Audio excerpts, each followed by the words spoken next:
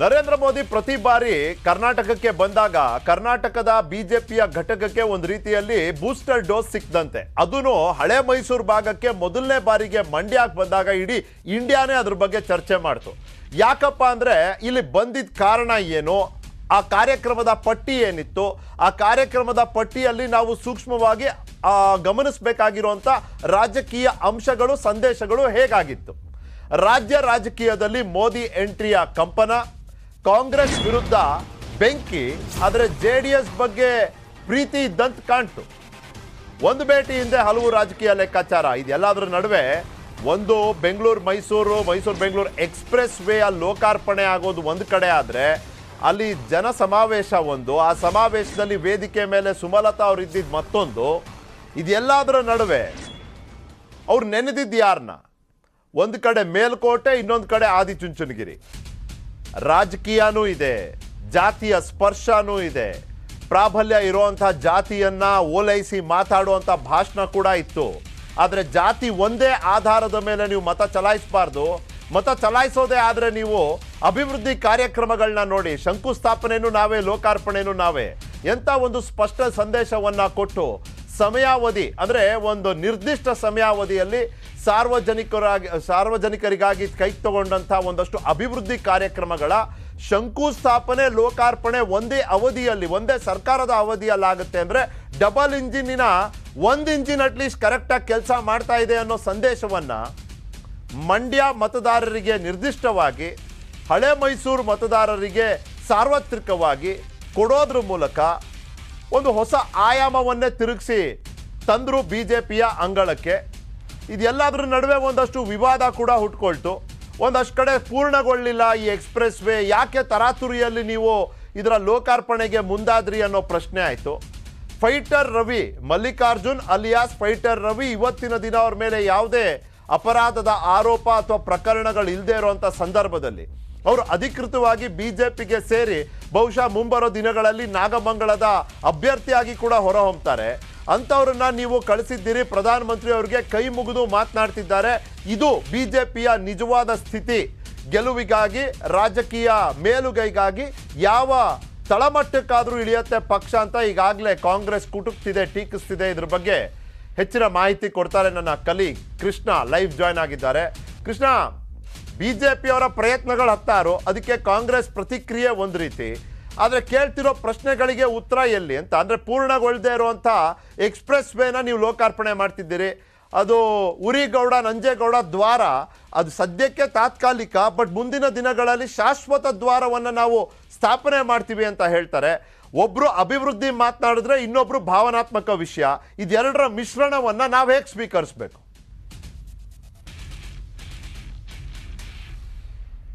ಖಂಡಿತವಾಗ್ಲೂ ನಿಖಿಲ್, ಈಗ ನರೇಂದ್ರ ಮೋದಿ ಅವರ ಹಳೆ ಮೈಸೂರು ಭಾಗ ಸಂಚಾರ ಏನಿದೆ ಒಂದು ರೀತಿ ಕಂಪನವನ್ನು ಮೂಡಿಸಿದೆ.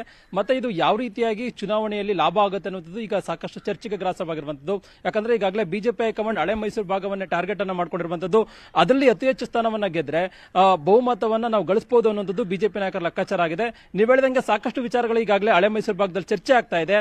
ಅದ್ರ ವಿಚಾರವಾಗಿ ಸ್ಪಷ್ಟವಾದಂತಹ ನಿಲುವನ್ನ ತಾಳುವಂತ ನಿಟ್ಟಿನಲ್ಲಿ ಬಿಜೆಪಿ ನಾಯಕರು ಮಾತಾಡ್ತಾ ಇಲ್ಲ. ಆದ್ರೆ ಈಗಾಗಲೇ ಫೈಟರ್ ವಿಚಾರದಲ್ಲೂ ಕೂಡ ರೀತಿ ದ್ವಂದ್ವ ನಿಲುವು ತೆಗೆದುಕೊಂಡಿದ್ದಾರೆ. ಬಿಜೆಪಿ ಅಧಿಕೃತವಾಗಿ ಸೇರ್ಪಡೆ ಮಾಡ್ಕೊಂಡಿದ್ದಾರೆ, ಅವರಿಗೆ ಉಸ್ತುವಾರಿಯನ್ನು ಕೊಟ್ಟಿದ್ದಾರೆ ನರೇಂದ್ರ ಮೋದಿ ಅವರ ಕಾರ್ಯಕ್ರಮಕ್ಕೆ. ಆದ್ರೆ ಈಗ ಅವ್ರು ಗೊತ್ತೇ ಇಲ್ಲ ಅನ್ನೋ ಮಾತನ್ನ ಕೆಲವು ನಾಯಕರು ಹೇಳ್ತಾ ಇದ್ದಾರೆ. ಮತ್ತೆ ಉರಿಗೌಡ ಮತ್ತೆ ನಂಜೇಗೌಡ ಅನ್ನೋ ವಿಚಾರವನ್ನು ಕೂಡ ಪ್ರಸ್ತಾಪವನ್ನು ಮಾಡ್ತಿದ್ದಾರೆ.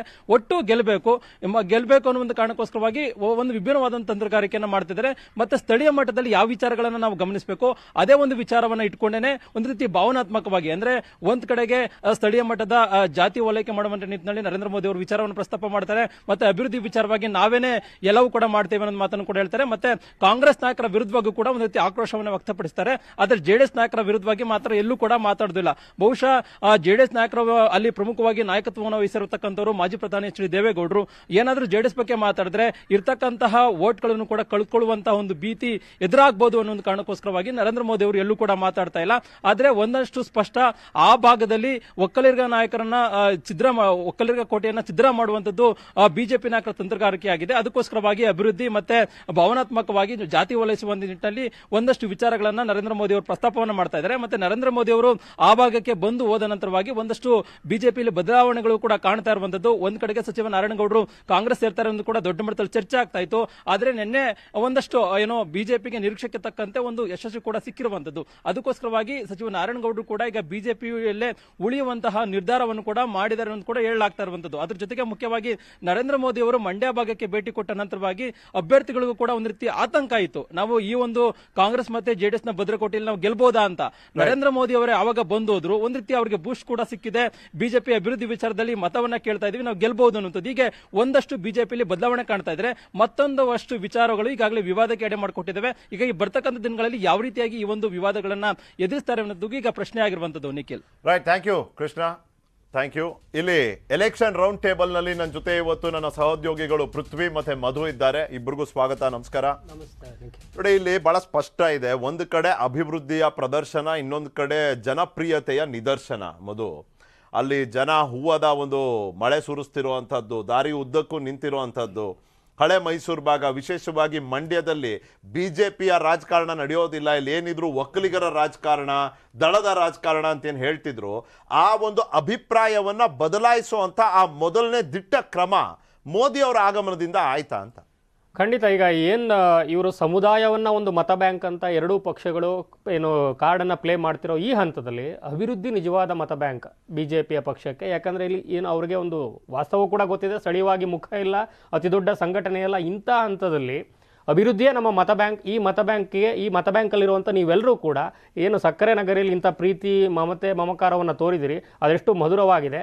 ಅಷ್ಟೇ ರೀತಿ ನೀವು ಮುಂದೆ ಆಶೀರ್ವಾದ ಮಾಡಿ ಅನ್ನುವಂಥ ಒಂದು ಸಂದೇಶವನ್ನು ಕೊಟ್ಟಿದ್ದಾರೆ. ಈ ಮೂಲಕ ನಮ್ಮ ನಿಜವಾದ ಒಂದು ಸಂಘಟನೆ ಅಥವಾ ಭವಿಷ್ಯ ಏನಿದೆ ಅಂತಂದರೆ ಖಂಡಿತ ಅದು ಅಭಿವೃದ್ಧಿ ಮತ್ತು ಮೋದಿ ಕೇಂದ್ರಿತ ಚುನಾವಣೆ ಅಂತ ಏನು ಕರಿತೀವಿ. ಒಂದು ಹಂತದಲ್ಲಿ ಇಲ್ಲಿ ರಾಜ್ಯ ಮಟ್ಟದಲ್ಲಿ ನೋಡಿದ್ರೆ ಮೋದಿ ಕೇಂದ್ರಿತ ಅಲ್ಲ ಅಂತ ಪ್ರೂವ್ ಮಾಡಲಿಕ್ಕೆ ಬೊಮ್ಮಾಯಿ ಅವರ ಹೆಸರನ್ನು ಒಂದು ಕಡೆ ಇಟ್ಟು ಉತ್ಸವ ಮೂರ್ತಿಯಾಗಿ BSY ಅವರನ್ನು ತಂದು ಇಷ್ಟೆಲ್ಲ ಪ್ರಯತ್ನಗಳನ್ನು ಗರ್ಭಗುಡಿಯಲ್ಲಿ ಸಂಘಟನೆ ಅಂತ ಇಟ್ಟು ಇಷ್ಟೆಲ್ಲ ಮಾಡಿದ್ರು ಕೂಡ ಇಲ್ಲಿ ಮಾತ್ರ ಸಂಪೂರ್ಣವಾಗಿ ಮೋದಿ ಕೇಂದ್ರಿತ ಕಾಣಿಸ್ತಾ ಇದೆ. ಇಲ್ಲಿ ನೀವು ಯಾರೂ ಇಲ್ಲ ಅಂದ್ರೂ, ಸಂಘಟನೆಗೆ ಯಾವುದೇ ಭವಿಷ್ಯ ಅಥವಾ ಯಾವುದೇ ಒಂದು ಭರವಸೆಗಳಿಲ್ಲ ಅಂದ್ರೂ ಇಲ್ಲಿ ಮೋದಿಯವರೇ ಭರವಸೆ ಮತ್ತು ಅಭಿವೃದ್ಧಿ ಅದಕ್ಕೆ ಒಂದು ತಳಹದಿ ಅನ್ನುವಂಥ ಒಂದು ಸಂದೇಶವನ್ನು ಕೊಡೋ ಪ್ರಯತ್ನವನ್ನು ಮಾಡಿದರೆ, ಜೊತೆಗೆ ಈ ಭೇಟಿಯಲ್ಲಿ ಭವಿಷ್ಯದ ಲೆಕ್ಕಾಚಾರವನ್ನು ಕೂಡ ಇಟ್ಕೊಂಡು ಇಲ್ಲಿ ನೇರ ಎದುರಾಳಿ ಮತ್ತು ತುಂಬ ಸಂಘಟಿತ ಮತ್ತು ಶಕ್ತಿಯುತ ಎದುರಾಳಿ ಕಾಂಗ್ರೆಸ್ ಅನ್ನುವಂಥದ್ದು ಗೊತ್ತಿದೆ 2-way ಫೈಟಲ್ಲಿ.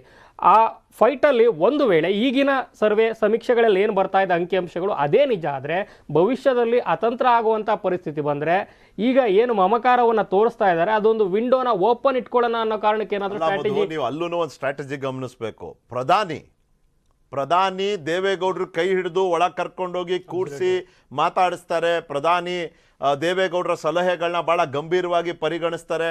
ಕುಮಾರಸ್ವಾಮಿ ಅವರೇ ಹೇಳ್ತಾರೆ, ಹೋಗಿ ದೊಡ್ಡವ್ರನ್ನ ಕೇಳಿ ದೊಡ್ಡವ್ರ ಬಗ್ಗೆ ಏನು ಹೇಳ್ತಾರೆ ಅಂತ. ಇಷ್ಟೆಲ್ಲ ಒಂದು ಕಡೆ ಆಗ್ತಿದ್ರೆ ಅಮಿತ್ ಶಾ ಬರ್ತಾರೆ, ಅವ್ರು ಹೇಳ್ತಾರೆ JDS-ನ ಗೆಲ್ಸಿದ್ರೆ ಕರ್ನಾಟಕಕ್ಕೆ ATM, ಕಾಂಗ್ರೆಸ್ನ ಗೆಲ್ಸಿದ್ರೆ ಡೆಲ್ಲಿಗೆ ATM ಅಂತ. ಅದರಲ್ಲೂ ಒಂದು ಸ್ಟ್ರಾಟಜಿ ಇದೆ.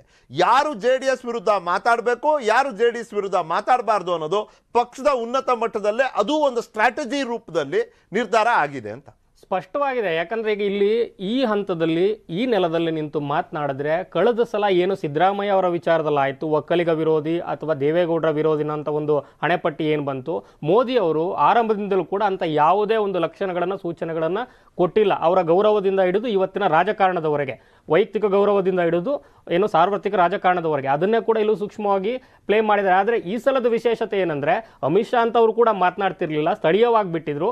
ಒಂದು ಹೆಜ್ಜೆ ಮೇಲಕ್ಕೆ ತಗೊಂಡೋಗಿ ಅನಿವಾರ್ಯತೆಯ ಕಾರಣದಿಂದ ಒಂದು ಸಂಘಟಿತ ದಾಳಿಯನ್ನು ಮಾಡಬೇಕು ಸ್ಥಳೀಯವಾಗಿ ಅನ್ನೋ ಕಾರಣಕ್ಕೆ ಅಮಿತ್ ಶಾ ಅವ್ರನ್ನ ಬಿಟ್ಕೊಂಡು ಇನ್ನು ಮುಂದಿನ ಭವಿಷ್ಯವನ್ನು ಲೆಕ್ಕಾಚಾರ ಹಾಕೊಂಡು ಮೋದಿ ಅವ್ರ ಮೂಲಕ ಗೌರವ ಏನು ಪರಂಪರೆಯನ್ನು ಕಂಟಿನ್ಯೂ ಮಾಡಬೇಕು ಅದನ್ನ ಮಾಡ್ತಾ ಇದ್ದಾರೆ. ಒಂದು ಕಡೆ ಪೃಥ್ವಿ ಸಂದೇಶ ನೋಡ್ರಿ, ಕಿಲೋಮೀಟರ್ ಗಟ್ಟಲೆ ಜನ ನಿಂತ್ಕೊಂಡಿರೋದು, ಆ ಹೂ ಪುಷ್ಪಾರ್ಚನೆ ಮಾಡ್ತಿರುವಂಥದ್ದು ಇದೆಲ್ಲ ಒಂದು ಕಡೆ ಆಗ್ತಿದೆ. ಆದರೆ ರಿಸೀವ್ ಮಾಡಕ್ ಹೋಗಿದ್ದು ಮಲ್ಲಿಕಾರ್ಜುನ್ ಅಲಿಯಾಸ್ ಫೈಟರ್ ರವಿ. ಇವತ್ತಿಗೆ ಅವ್ರು ಹೇಳ್ತಾರೆ ನನ್ನ ಮೇಲೆ ಯಾವುದೂ ಕೇಸ್ ಇಲ್ಲ, ಇದ್ದಿದ್ದು ಅವತ್ತು, ಇವತ್ತು ಎಲ್ಲ ಕೇಸಿಂದ ನಾನು ಕ್ಲಿಯರ್ ಆಗಿ ಹೊರಗೆ ಬಂದಿದ್ದೀನಿ. ನಾಗಮಂಗಲದಲ್ಲಿ ಅಭ್ಯರ್ಥಿ ಆಗೋ ಸಾಧ್ಯತೆ ಇದೆ. ಎಲ್ಲ ಅಭ್ಯರ್ಥಿ ಆಕಾಂಕ್ಷಿಗಳಿಗೆ ಒಂದು ಜವಾಬ್ದಾರಿಯನ್ನು ಕೊಟ್ಟಿದ್ರು, ಇಲ್ಲಿ ಅವಕಾಶ ಕೂಡ ಕೊಟ್ಟಿದ್ರು. ಪ್ರಧಾನಮಂತ್ರಿ ಕೈ ಮುಗಿದು ಆ ಫೋಟೋ ನೋಡಿದ್ರೆ ನೀವು ಪ್ರಧಾನಮಂತ್ರಿ ಕೈ ಮುಗ್ದಿದ್ದಾರೆ. ಆದರೆ ನಾವು ಒಂದು ತಕ್ಕ ಮಟ್ಟಿಗೆ ಖಚಿತವಾಗಿ ಹೇಳ್ಬೋದು ಪ್ರಧಾನಮಂತ್ರಿಗೆ ಅವ್ರು ಯಾರು, ಅವ್ರ ಹಿನ್ನೆಲೆ ಏನು ಅಂತ ಗೊತ್ತಿರೋದಿಲ್ಲ. ಅದನ್ನು ಒಂದು ಭಾಗದಲ್ಲಿ ಹೇಳ್ತೀವಿ. On the other side prime ministers office PM ಎಷ್ಟು ಡೀಟೇಲ್ಗಳು ತೆಗೆಯುತ್ತೆ ಅಂದರೆ ಪ್ರತಿ ಕಾರ್ಯಕ್ರಮದ ಪ್ರತಿಯೊಂದು ಸಣ್ಣ ಡೀಟೇಲ್ ಕೂಡ ಅವ್ರು ತೆಗೆದಿಟ್ಕೊಂಡಿರ್ತಾರೆ. ಇದು ಕಣ್ತಪ್ತಾ ಅಂತ. Yes, exactly. ಇಲ್ಲಿ ಫೈಟರ್ ರವಿ ಒಂದು ವಿಚಾರ, ಅದು ಯಾವ ರೀತಿಯಾಗಿ ಬಿಂಬಿಸ್ಕೊಳ್ತಾರೋ ಅದೆಲ್ಲ ನೋಡಬೇಕು. ಬಿಕಾಸ್ ಲಾಸ್ಟ್ ಎಲೆಕ್ಷನ್ ಸಂದರ್ಭದಲ್ಲಿ ಅವ್ರನ್ನ ಸುರೇಶ್ ಬಾಬು ಅವ್ರ ಜೊತೆಲ್ಲೇ ಇಟ್ಕೊಂಡ್ಬಿಟ್ಟು ರಾಜಕಾರಣವನ್ನು ಮಾಡಿದ್ದು, ಅವ್ರ ಗೆಲುವಿನ ಪ್ರಮುಖ ಪಾತ್ರಧಾರಿ ಫೈಟರ್ ರವಿ ಕೂಡ ಆಗಿದ್ರು ಅನ್ನುವಂಥ ನಾಗಮಂಗಲ ಜನನೇ ಮಾತಾಡ್ತಾರೆ. ಇದರ ಜೊತೆಗೆ ಇಲ್ಲಿ ಮೋದಿ ಅವರು ಬಂದಂಥ ಸಂದರ್ಭದಲ್ಲಿ JDS ಕುಟುಂಬದ ಬಗ್ಗೆ ಮಾತಾಡಲಿಲ್ಲ, ಕುಟುಂಬ ರಾಜಕಾರಣದ ಬಗ್ಗೆ ಮಾತಾಡಲಿಲ್ಲ, ಹಿಂದುತ್ವದ ಬಗ್ಗೆ ಮಾತಾಡಲಿಲ್ಲ. ಅವ್ರು ಬಂದಂಥ ಟೈಮ್ನಲ್ಲಿ ಎಲ್ಲ ಸಲಿನೂ ಕೂಡ ಅಭಿವೃದ್ಧಿ ಬಗ್ಗೆನೇ ಮಾತಾಡಿರೋದು. ಇಲ್ಲಿ ಸಾಕಷ್ಟು ಭಾವನಾತ್ಮಕ ವಿಚಾರಗಳು ಮಂಡ್ಯ ವಿಚಾರದಲ್ಲಿ ನಾವು ನೋಡೋದಾದ್ರೆ, ಇಲ್ಲಿ ಬೆಂಗಳೂರು ಮೈಸೂರು ಎಕ್ಸ್ಪ್ರೆಸ್ ವೇ ಬೆಂಗಳೂರಲ್ಲಾದರೂ ಮಾಡ್ಬೋದಿತ್ತು ಫಂಕ್ಷನನ್ನು, ಅಥವಾ ಮೈಸೂರಲ್ಲಾದರೂ ಮಾಡ್ಬೋದಿತ್ತು. ಯಾಕೆ ಇಲ್ಲಿ ಕೇಂದ್ರೀಕೃತವಾಗಿ ಮಂಡ್ಯದಲ್ಲೇ ಮಾಡಿದ್ರು ಅಂದರೆ, ರಾಮನಗರ ಮತ್ತು ಮಂಡ್ಯದಲ್ಲಿ ಮಾತ್ರ ಅಸ್ತಿತ್ವ ಇಲ್ಲ. KC ನಾರಾಯಣಗೌಡರು ಉಪಚುನಾವಣೆಯಲ್ಲಿ ಗೆದ್ರು, ಇಡೀ ಸರ್ಕಾರದ ಯಂತ್ರ ಅಲ್ಲಿತ್ತು, ಹಂಗಾಗಿ ಗೆಲುವಿಗೆ ಸಹಕಾರಿ ಆಯಿತು. ಬಟ್ ರಾಮನಗರ ಮತ್ತು ಮಂಡ್ಯ ಭಾಗದಲ್ಲಿ 2018 ಎಲೆಕ್ಷನ್ ಅಲ್ಲಿ ಒಂದು ಕ್ಷೇತ್ರವನ್ನು ಕೂಡ ಗೆಲ್ಲಿಕ್ಕಾಗಲಿಲ್ಲ, ಅಸ್ತಿತ್ವ ಉಳಿಸ್ಕೊಳ್ಳಿಕ್ಕೆ ಆಗಲಿಲ್ಲ. ಅವರಿಗೆ ಅಭ್ಯರ್ಥಿಗಳೇ ಸಿಗ್ತಾ ಇರಲಿಲ್ಲ. ಅಲ್ಲಿ ಮೇನ್ ರೀಸನ್ ಯಾಕೆ ಅಂದರೆ, ಯಾವಾಗಲೂ ಕೂಡ BJP ಮೇಲೆ ಆರೋಪ ಇದೆ, ಅಲ್ಲಿ ಅಡ್ಜಸ್ಟ್ಮೆಂಟ್ ರಾಜಕಾರಣ ಮಾಡ್ತಾರೆ ಅಂತ. ಅದು ಮೈನ್ ಆಗಿ ಕಾಡ್ತಾ ಇತ್ತು. ಅದನ್ನು ಅಮಿತ್ ಶಾ ಅವರು ಈಗ ಮೊನ್ನೆ ಬಂದಂಥ ಸಂದರ್ಭದಲ್ಲಿ ಒಂದು ವಾರ್ನಿಂಗ್ ಕೊಟ್ಟೋದ್ರು. ಆ ಕಾರಣಕ್ಕೋಸ್ಕರನೇ ಅಶೋಕ್ ಅವರಿಗೆ ಅಲ್ಲಿ ಉಸ್ತುವಾರಿ ಕೊಟ್ಟಂಥ ಸಂದರ್ಭದಲ್ಲಿ ಗೋ ಬ್ಯಾಕ್ ಅಶೋಕ್ ಅಂತ ಹೇಳ್ತಾ ಇದ್ದಂಥದ್ದು. 2008ರಿಂದಲೂ ಕೂಡ ಸಾಕಷ್ಟು ಪ್ರಯತ್ನ ಪಡ್ತಾ ಇದೆ ಹಳೆ ಮೈಸೂರು ಭಾಗದಲ್ಲಿ ಗೆಲ್ಲಬೇಕು ಅಂತ. ಆದರೆ ಈ ಅಡ್ಜಸ್ಟ್ಮೆಂಟ್ ರಾಜಕಾರಣದಿಂದಲೇ BJP ಅಲ್ಲಿ ಸೋಲ್ತಾ ಇತ್ತು. ಈಗ 41 ವರ್ಷಗಳ ಬಳಿಕ ಪ್ರಧಾನಮಂತ್ರಿ ಒಬ್ಬರು ಮಂಡ್ಯಕ್ಕೆ ಬರ್ತಾ ಇದ್ದಾರೆ ಅನ್ನುವಂಥ ವಿಚಾರ. ಇನ್ನು ಮೋದಿಯವರು ಪ್ರಧಾನಮಂತ್ರಿಯಾಗಿ ವಿಶ್ವ ನಾಯಕರಾಗಿ ಗುರುತಿಸಿಕೊಂಡಿರುವಂಥ ಮೋದಿಯವರು ಬಂದಂಥ ಸಂದರ್ಭದಲ್ಲಿ ಅಷ್ಟು ದೊಡ್ಡ ಸಂಖ್ಯೆಯಲ್ಲಿ ಏನು ರೋಡ್ ಶೋ ಮಾಡಿದ್ರು, ಸಮಾವೇಶ ಮಾಡಿದ್ರು, ಅದು ಯಶಸ್ವಿ ಆಗಿದೆ. ಆದ್ರೆ ಎಷ್ಟು ಮಟ್ಟಿಗೆ ಅದನ್ನ ಉಳಿಸ್ಕೊಂಡು ಹೋಗ್ತಾರೆ ಅನಿವಾರ್ಯತೆಯನ್ನ, ಸೈಕಾಲಜಿಕಲ್ ಏನು ಕಾನ್ಸಿಕ್ವೆನ್ಸ್ ಮತ್ತೆ ಬ್ಯಾಟರ್ ಎಷ್ಟು ಚೆನ್ನಾಗಿ ಕಾಣಿಸ್ತಾ ಇದೆ ಅಂದ್ರೆ, ಇಷ್ಟು ದಿವಸದವರೆಗೆ BJP ಮಂಡ್ಯದಲ್ಲಿ ಏನೂ ಇಲ್ಲ. ಆದರೆ ಈ ಮಳೆ ನಿಂತರೂ ಅದರ ಹನಿ ನಿಲ್ಲಲ್ಲ ಅನ್ನೋ ರೀತಿ ಮೋದಿಯವರು ಬಂದು ಹೋದ ನಂತರ ಎರಡೂ ಪಕ್ಷಗಳಲ್ಲಿ ಪ್ರತಿಕ್ರಿಯೆಗಳು ಶುರುವಾಗಿದೆ. ಅಂದರೆ ಒಂದು ಕ್ರಿಯೆ, ಒಂದು ಆಕ್ಷನ್ಗೆ ರಿಯಾಕ್ಷನ್ ಮೇಲೆ ಡೆವಲಪ್ ಮಾಡಲಿಕ್ಕೆ ಒಂದು ಸ್ಪೇಸ್ ಬಿಟ್ಬಿಟ್ರು ಅಂತ. ಸೊ ಆ ಮೂಲಕ ಏನಾಯಿತು, ಅಲ್ಲಿ ಅಸ್ತಿತ್ವವೇ ಇಲ್ಲದ ಜಾಗದಲ್ಲಿ BJP ಮೋದಿ ಅನ್ನುವಂಥದ್ದನ್ನು ಪ್ರತಿಪಕ್ಷ ನಾಯಕರ ಬಾಯಲ್ಲೇ ಹೇಳಿಸುವಂಥ ಒಂದು ಚಾಣಾಕ್ಷತನ ಕಾಣಿಸ್ತಾ ಇದೆ. ಇದು ಆಕ್ಚುಲಿ ಲಾಸ್ಟ್ ಮೂಮೆಂಟ್ ಅಲ್ಲಿ ಬಂದಿಲ್ಲ. ಅಂದ್ರೆ ಪ್ರಧಾನಮಂತ್ರಿ ನರೇಂದ್ರ ಮೋದಿ ಅವರು ಕೋಡ್ ಆಫ್ ಕಂಡಕ್ಟ್ ಎಲ್ಲ ಆದಂಥ ಸಂದರ್ಭದಲ್ಲಿ ಆಗಿದ್ರೆ ಇನ್ನೂ ಒಂದು ಸ್ವಲ್ಪ ವೇವ್ ಉಳಿತಾ ಇತ್ತೇನೋ, ಅದು ಅಷ್ಟು ಬೇಗ ಹೋಗ್ತಾ ಇತ್ತು ಅಂತ ಹೇಳಲಿಕ್ಕೆ ಆಗೋದಿಲ್ಲ. ಆದ್ರೆ ಇನ್ನು ಮಾಡಿರೋದು ಚುನಾವಣೆ ಇರೋದು ಇನ್ನು 50 ದಿನ ಇದೆ. ಈ ಸಂದರ್ಭದಲ್ಲಿ ಅದನ್ನ ಎಷ್ಟರ ಮಟ್ಟಿಗೆ ಕಾಪಾಡ್ಕೊಳ್ತಾರೆ ಅನ್ನೋದು ಇಂಪಾರ್ಟೆಂಟ್. ಬಿಕಾಸ್ ಕುಮಾರಸ್ವಾಮಿ ಅವರು ಇಲ್ಲಿ ದಕ್ಷಿಣ ಕರ್ನಾಟಕ ಭಾಗದಲ್ಲಿ JDS ಅಸ್ತಿತ್ವ ಇದೆ, ಎಲ್ಲೋದ್ರೂ ಕೂಡ ಜನ ಸೇರ್ತಾರೆ, ಹೌದು. ಆದ್ರೆ ಉತ್ತರ ಕರ್ನಾಟಕ ಭಾಗದಲ್ಲಿ ಹೋದಾಗ್ಲೂ ಅಲ್ಲೂ ದೊಡ್ಡ ಸಂಖ್ಯೆಯಲ್ಲಿ ಜನ ಸೇರ್ತಾರೆ, ಅದು ವೋಟ್ ಆಗಿ ಕನ್ವರ್ಟ್ ಆಗೋದಿಲ್ಲ. ಅದೇ ರೀತಿಯಾದಂಥ ಪ್ರಾಬ್ಲಮ್ BJP ಇಲ್ಲಿ ಫೇಸ್ ಮಾಡ್ತಾ ಇರುವಂಥದ್ದು. ಮೋದಿ ಅವರು ಎಷ್ಟರ ಮಟ್ಟಿಗೆ ಅದನ್ನು ಕನ್ವರ್ಟ್ ಮಾಡ್ತಾರೆ ಅನ್ನೋದು ನೋಡಬೇಕು. ಆಮೇಲೆ JDS ಯಾಕೆ ಟಾರ್ಗೆಟ್ ಮಾಡಿಲ್ಲ ಅಂತ ನಾವು ನೋಡೋದಾದ್ರೆ, ಕಳೆದ ಬಾರಿ ಚಲುವರಾಯಸ್ವಾಮಿ ಒಂದು ಟೀಮ್ ಹೋಗಿತ್ತು ಕಾಂಗ್ರೆಸ್ಗೆ ಹೋದಂಥ ಟೈಮ್ನಲ್ಲಿ, ಒಂದು 7 ಜನ ಹೋದಾಗ ಬೇರೆಯವರೆಲ್ಲ ಗೆದ್ರು, ಜಮೀರ್ ಅಹಮದ್, ಭೀಮಾ ನಾಯಕ್ ಅವರೆಲ್ಲ ಗೆದ್ಬಿಟ್ರು. ಅಲ್ಲಿ JDS ಅಷ್ಟು ಪ್ರಭಾವ ಅಲ್ಲ, ಅದರ ಹೃದಯ ಭಾಗ ಅಂತ ಕರೆಸ್ಕೊಳ್ಳುತ್ತಲ್ಲ, ಒಕ್ಕಲಿಗರ ಕೋಟೆಯಲ್ಲಿ ಹೃದಯ ಭಾಗ ಮಂಡ್ಯ. ಇಲ್ಲಿ ಬಾಲಕೃಷ್ಣ ಅವರು, ರಮೇಶ್ ಬಂಡಿ ಸಿದ್ದೇಗೌಡರು, ಚಲುವರಾಯಸ್ವಾಮಿ ಎಲ್ಲ ಹೋದಂಥ ಸಂದರ್ಭದಲ್ಲಿ ಮಾತಾಡಿದ್ದೆ ಅವರು ದೇವೇಗೌಡರ ವಿರುದ್ಧ, ಕುಮಾರಸ್ವಾಮಿ ಅವ್ರ ವಿರುದ್ಧ. ಎಲ್ಲರೂ ಹೀನಾಯವಾಗಿ ಸೋಲ್ತು ಬಿಡ್ತಾರೆ, 40,000ಕ್ಕೂ ಹೆಚ್ಚಿನ ಮತಗಳ ಅಂತರದಲ್ಲಿ ಸೋಲೋದು.